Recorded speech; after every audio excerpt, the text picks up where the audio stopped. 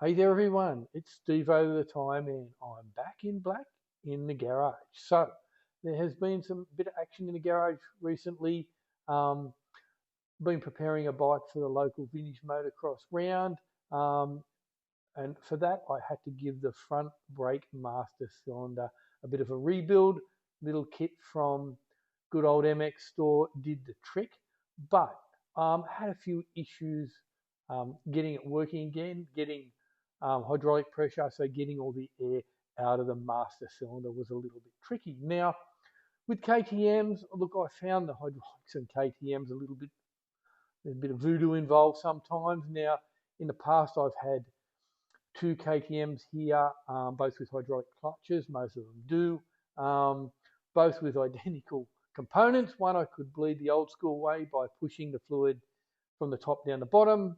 The other one I had to do it the reverse bleed way. Now both the same, both needed different methods to bleed. Now back to the front brake master cylinder, put the kit in, couldn't really get the air out of it, didn't have the proper gear to reverse bleed. Okay, so it mucked around and I found a really simple solution that would save a lot of time, effort, and even mess, even if you do have the right gear to reverse bleed it. So I'm going to show you guys how to do that.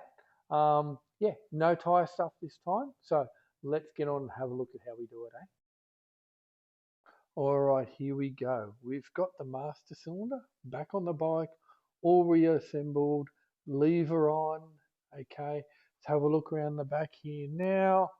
So we have banjo bolts on, so it's all assembled with the exception of we have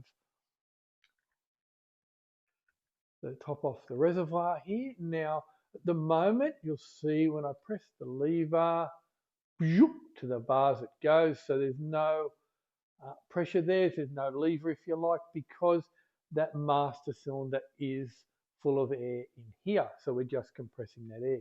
So what I tried to do was what I do with mountain bikes is just cycle that, and we'll have a look here in at that the reservoir where the fluid is, just to see if any bubbles come out. So I just cycled the lever like so. You can see pushing here, pushing in the piston here, no air coming out, no change. So I pushed it a little bit to see if there'd be any difference. No, no air coming out. Cycled it all the way. Yep, tiny bit here, pushing it all the way.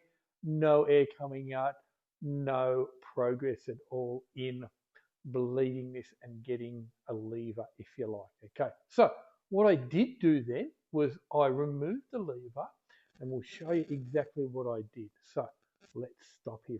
Okay, back we go.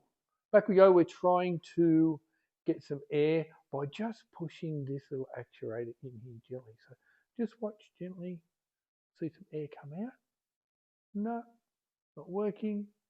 Oh, here's some. Oh, keep pushing a little bit. Ah, some. Keep pushing just gently. Ah, more. Just keep doing that gently and we'll get that air out and we'll get a pedal. You watch. Ah, more. Keep going. Yeah, push that in just a little bit. Like that. Yep, more.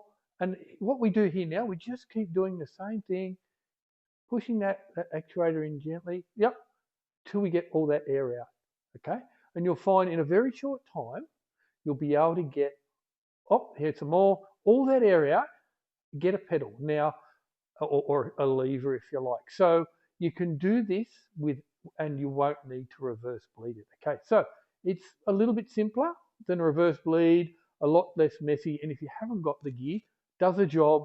Look, I ended up with, I'll kick on here while we're talking, and ended up with a really good uh, lever, if you like, plenty of good hydraulic pressure with no air in there, and it didn't take long.